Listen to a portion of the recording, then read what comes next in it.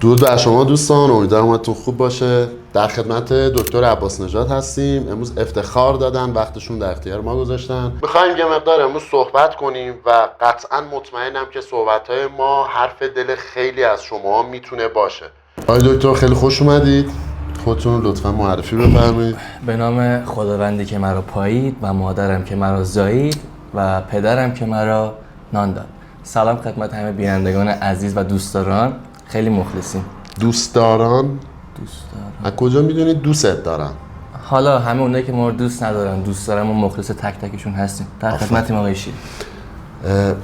سعی میکنیم یک مقدار قالب صحبتامون یه مقدار جدی باشه، چون صحبتایی که میخوایم بکنیم امروز خیلی جدی هستش و حالا اگر تا این لحظه تونستیم قبلا شما رو بخندونیم که باعث افتخار ما بوده، ولی میخوایم از این جای کار به بعد یه مقدار جدی‌تر بریم جلو، یه مقدار چالش ها و مشکلاتی که توی ورزش بدنسازی هستش رو با هم به اشتراک بذاریم، در موردش صحبت کنیم، راهکار بدیم، شما به ما راهکار بدید، توی کامنت ها حتما به ما بگید. ما موضوعا رو مطرح میکنیم، در موردش صحبت میکنیم، میریم جلو. اولین موضوعی که هستش مانی جانم، شما وقتی که میخوای ورزش رو شروع کنی بله. کاملا نظر شخصی تو بگو، اصلا کاملا فعل بداهه.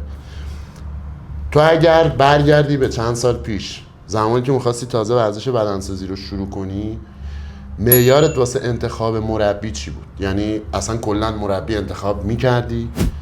اگر انتخاب میکردی دوست داشتی که مربی چه فاکتورهایی داشته باشه، چه ویژگیهایی داشته باشه؟ به نکته خوبی اشاره کرد استاد شیری. حالا بند پدر من باعث شد که من وارد این صنعت بشم. صنعت؟ و وقتی که شما رو به عنوان مربی انتخاب کرد من نمیشناختمشون دیگه. پدر بنده ول کرد، من گفتم به جاش بچسبم به این ورزش. پدر خیلی زودم ول کرد. آره، داشت حج میگرفت، دوره بود که ول کرد به خاطر شرایط کاری و مشکلاتی براش که پیش اومده بود. هیچی، ما دیگه از 4 ساله با شما رفیقیم دیگه. رفیقیم، این خیلی مهمتره.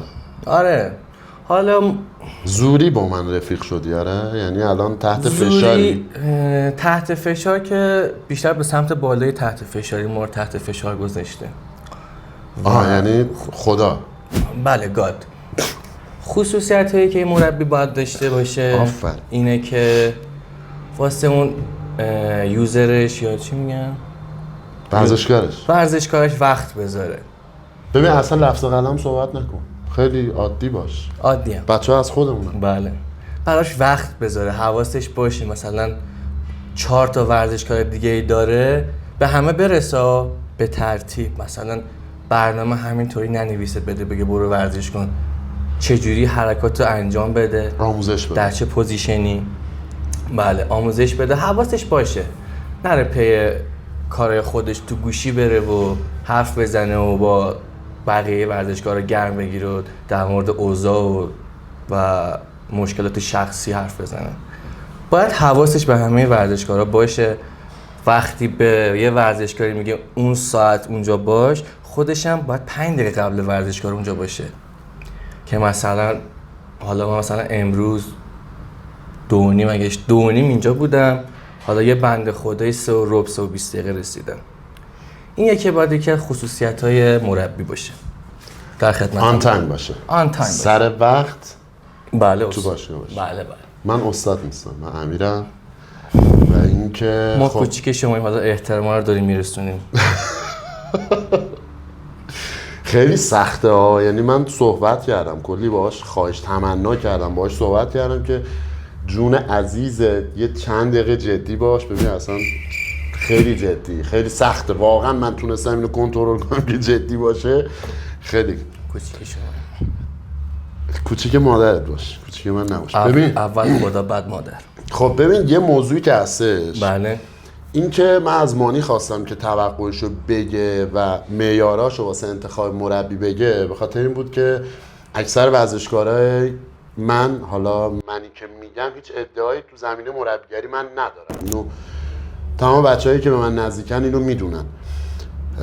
کلا توی این مارکت دوست داشتم که ورزشکارهایی که تو سن و سال مانی هستن اون توقعاتشون رو بیان تو همین ویدیو بگن.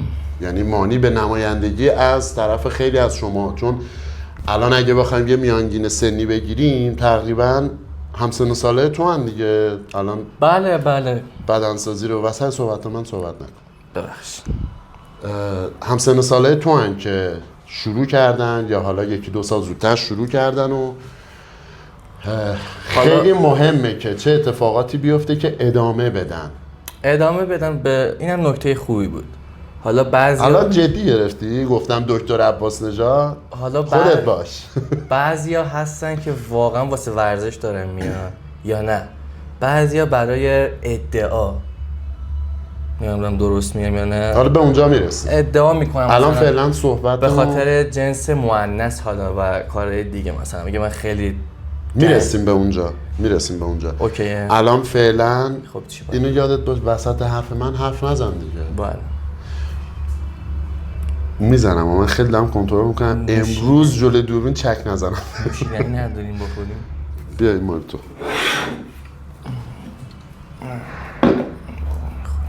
برای روشو میدیدیم پشتش هم نوشته لایف. الان مثلا کریس رونالدو بود یاره.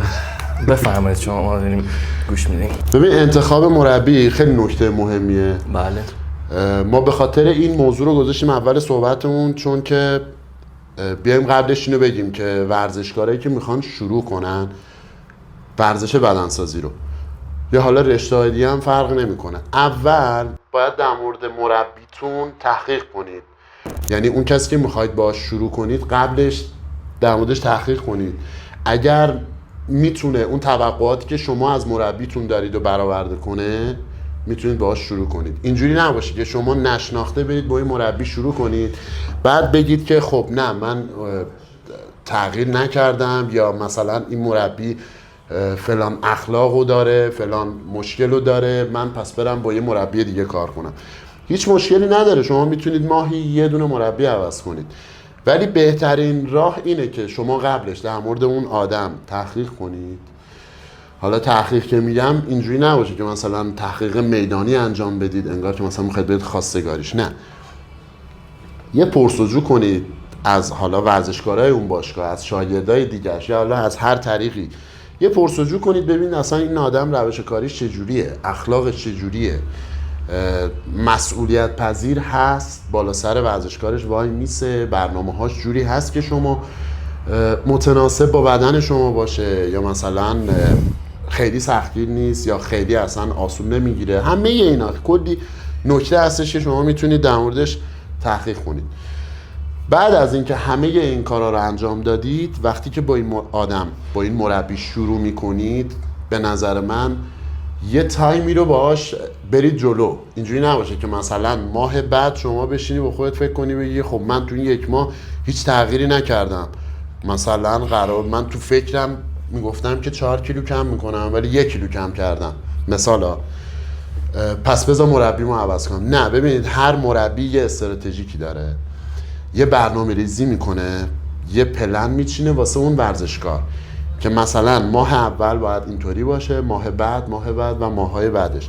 اینجوری نیستش که یه مربی بیاد همون اول کار فشار خیلی زیادی بیاره، این اصلا اصولی نیست. باید پله پله بره جلو که ورزشکار زده نشه تحت فشار زیاد، چون احتمالش خیلی زیاده که از این ور بوم خیلی فشار بیاری بهش ورزشکار فرار کنه بره، یا از اون ور بوم اصلا فشار بهش نیاری و اصلا هیچ تغییر نکنه و باز دوباره بذاره بره. پس خیلی مهمه بعد از اینکه شروع کردید با مربیتون بچه‌ها یه سری توقعا هستش که شما دارید و این منطقیه، یه سریاش منطقیه. اینکه مربیت بالا سرت وایسه، آموزش بده، برنامه‌تو به موقع عوض کنه، غذاتو کنترل کنه، کلاً یه جورایی تو رو مشتاق کنه به این ورزش و به این سبک جدید زندگی که شروع کردی. چون اگر غیر از این باشه خیلی ها بودن که تو سن و سال تو شروع کردن و اون چیزی که تو فکرشون بوده نشده و زده شدن. به این آدم ها میگن پر ادعا. اگه نه میرسیم به اونجا.